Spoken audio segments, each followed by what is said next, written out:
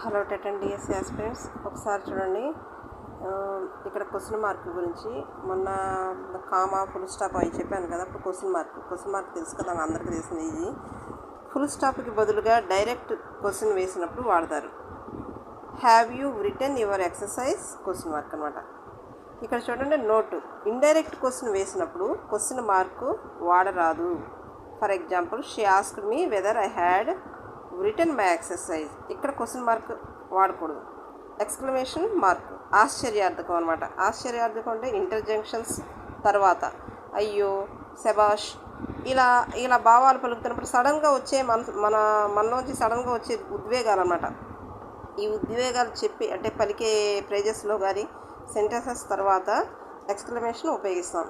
చూడండి, అలాస్, ఓ డియర్, ఇలా అనమాట. సో ఫ్రెండ్స్, నచ్చింది కదా. నచ్చితే లైక్ చేయండి, షేర్ చేయండి, సబ్స్క్రైబ్